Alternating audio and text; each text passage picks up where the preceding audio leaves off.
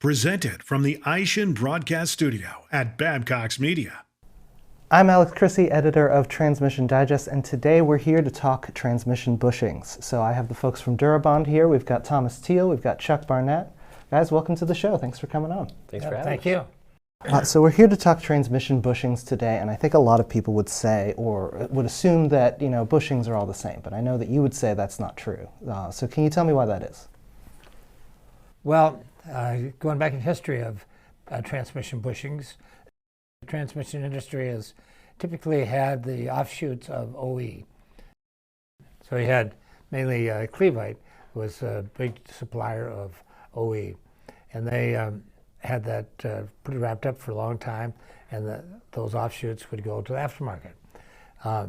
Clevite decided to move to Mexico, and when they moved there, they didn't able to keep up with their tooling and other things down there, left an opening for someone else to go into this business. So, being as we were in the bushing business, we decided about 10 years ago it'd be a great opportunity for us to expand into something else that we knew. So, the good thing with our bushings are they're all one piece. They're not made with the clinch style that we have with others, and the clinch style with others shows in this little brochure about what the difference is. So as we went about developing that, we had the equipment to do it, we had the tolerances to do it, we had the wherewithal to do it, we could buy some more equipment to do it, and so we had to start going after that market. That market was very inexpensive because they were OE offshoots, and so we had to get into it in a lower price category to start with, and then build our name up, because in the engine side of things, virtually no one would use that type of bearing or bushing in a camshaft in an engine. So in a transmission, the interesting thing is you have to have a great shaft with a great RA finish on the shaft, nice shaft, and then it's supported either by the case or within the case of bushings at both ends. So you have to have great bushings and a great shaft, and then everything else is spinning off of that. So if you don't have tight tolerances, that's a problem. So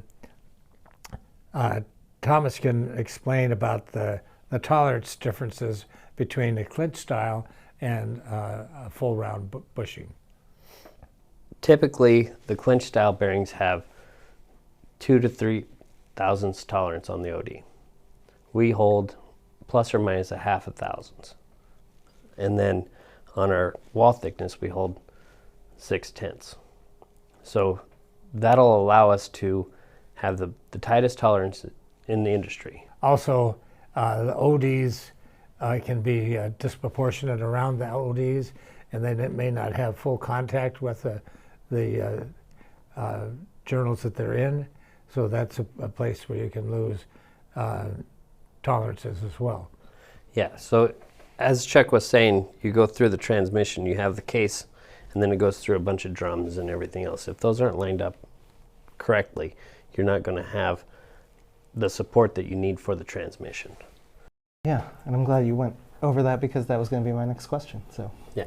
And part of that, of course, is they're a clinch style where they come together like this. And so they're not a full round one piece. And so when they're like this and you're putting them in blind, you don't know how the blind is going to go, and these pieces can change a little bit, so you can have a disparity against the shaft. Mm-hmm. And so you don't want to have a disparity against the shaft and know where it's going to be, if there's going to be burrs or whatever else that's going to be in it. So ours are one piece, tight tolerance, and they're going to fit right on the ID, tight, and they're going to fit tight on the OD, because the ODs aren't oblong or anything else. They're exactly round. And so you get a perfect fit on the OD, and that's critical to all of it. Yeah, so when you have that clinch, you might have part of that clinch sticking up like this, right? And as you put that in, you could damage the housing. So it'll go in there and put a groove in the housing. And when it does that, it also puts everything down to the inside. So you'll end up scoring your shaft with the bearing instead of actually protecting your shaft. Okay. One of the key things with customers buying these would say, well, okay, that's great, but you know, your bushings kits are twice as much as my other kits. And so there's a price disadvantage there. So I went by and tried to figure out what percentage that matters. So if you do a 4L60, right?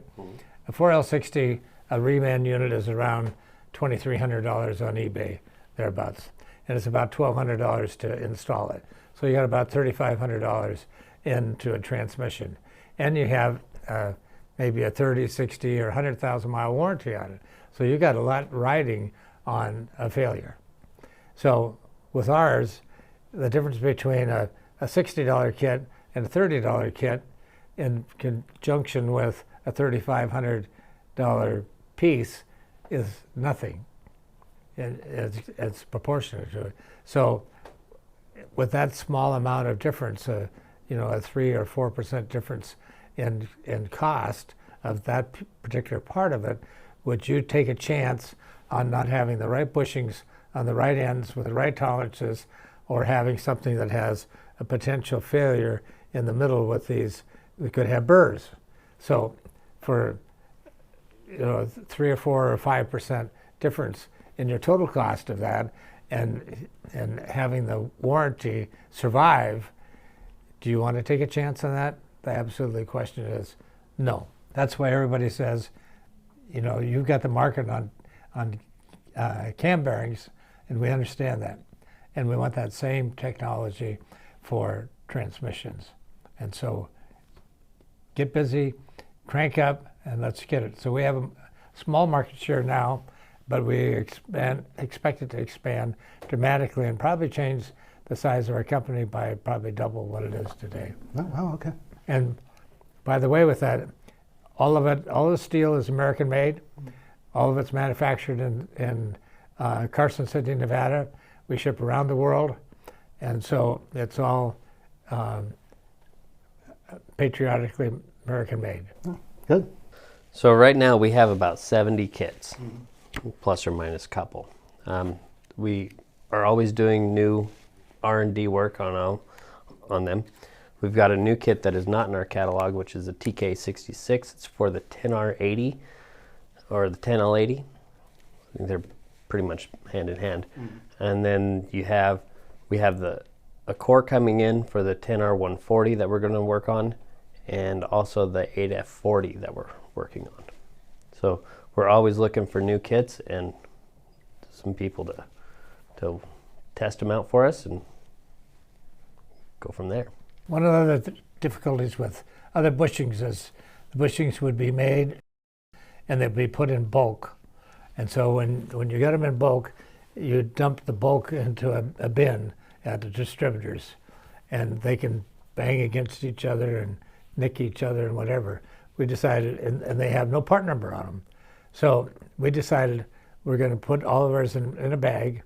We're going to put a UPC code on it.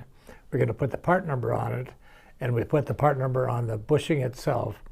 And so everybody can see it's US made, bushing number, part number on it, bagged, and it'll be protected.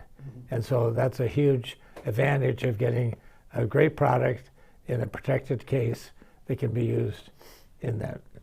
Also in our catalog, we list the size of the bushing, which I don't believe anybody else does that, and that it's extremely helpful because it gives you your housing bore that it's supposed to be, so you can go in there and measure it real quick, make sure you're within tolerance, and then install our bushings. Presented from the AISIN broadcast studio at Babcox Media.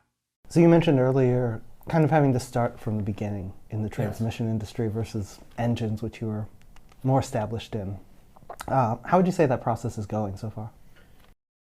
It's going well, especially with the new up-and-coming transmissions, where I can get a transmission in, I tear it down myself, I measure everything, reverse engineer everything, and then get it out on the shop floor.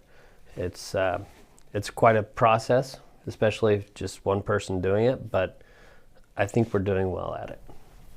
Okay, great. And and like everything with the engines and transmissions, we're not experts in that, but we take lots of information in from facilitate that from customers.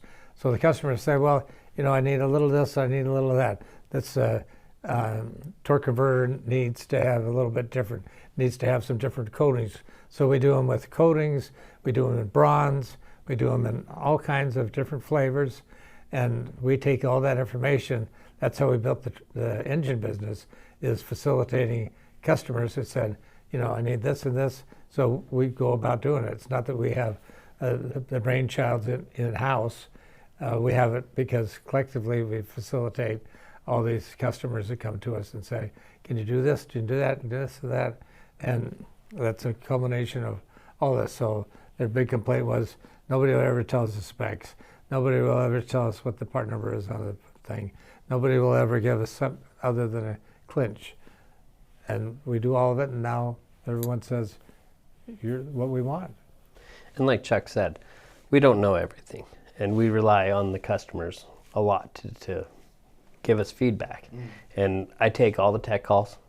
So if you have a comment, question, concern, call me. I will listen to you and fix the problems that we might have. Okay. And kind of on that same topic, I wanted to talk about, you know, using these kits in the repair shop. And what do you think technicians need to know? A bushing needs to be installed straight. So if you have a bushing that's installed tweaked, you're gonna hit the shaft on one side or the other. And that's probably the hardest thing to do, because I've done some testing on transmissions that I have in the shop, and that's the hardest to do, is to get it straight into the housing bore.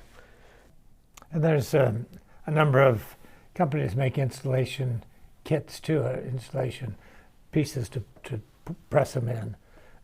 So that's a valuable tools to have also to help them put them in correctly. And then also to have the correct tolerances as far as the oil film thickness, right? So a transmission is all splash lubricated for the most part, and you want to have enough room in there that you can get that splash in there, but also not have too much clearance in there. So we try to keep 2 to 3 thousandths of oil clearance just so it can lubricate properly. Okay. So we make things in blue boxes, which is the typical transmission bushings, and then we make them in a red box. And the red box is parts that have coatings on them, so they give them more life and better performance. So that's another piece that's very important. If you have some things that have high loads, maybe you're towing something, or it's going to be intensive on like I say, that load. These are ones that can be used in the high performance version with coatings.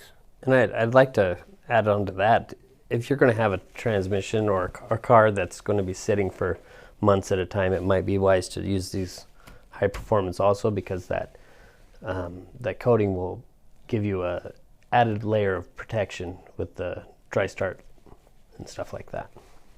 And so the last thing I wanted to ask is kind of about the future and where you see transmission bushings going. I know you mentioned 10-speed transmissions earlier. Those are becoming more common. But anything else in terms of where things are going and where you see Dura-Bond fitting in with that?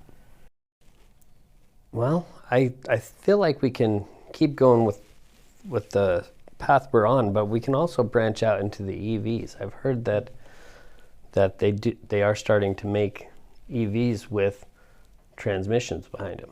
So I think we can branch out into that also. But there's lots of opportunities within the transfer world today, and lots of variations that continue to come out. So we're continually trying to evolve in that. So I had an interesting conversation with WIT. They build a lot of transmissions themselves today. And so we talked to Bill Anthony, who's in charge of all of that. And I asked him, I said, well, of the bushings that we provide you, the 10 or 12 or 8 bushings, whatever it may be, how many of those do you use and how many don't you use? And he said, I use them all. I use them all because I build a transmission as good as new, and so I want to build all of those. But you'll have other people who may say, well, I use this one and that one, and I don't use all of them. And I was really surprised to see him say that, where some other large rebuilders will say, well, you know, I can get away without changing this bushing or that bushing and so forth. But for a really quality transmission that they're building at this point in time, as well as many others, they use them all. So I thought that was pretty incredible to see that. Yeah, and I'm sure, like you were saying, I'm sure it's going to keep coming down to, you know, talking to the customers, talking to the industry, just kind of figuring out what people want. Yeah. Well, and it seems like there's been a lot of shift from like the smaller sedans to the SUVs and the pickups, and so those are just going to keep going.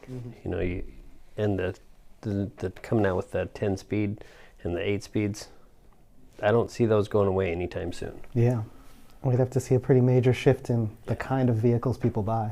Exactly. And the shift is huge from passenger cars to light vehicles, pickups, and SUVs.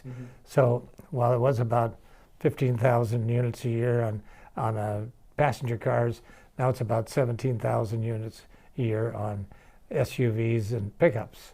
So that's trade, and those are always going to continue to be refurbished because they're electrical trucks, plumbing trucks, all kinds of things that people are going to say, a truck, I keep it. I'm not getting rid of a pickup, right?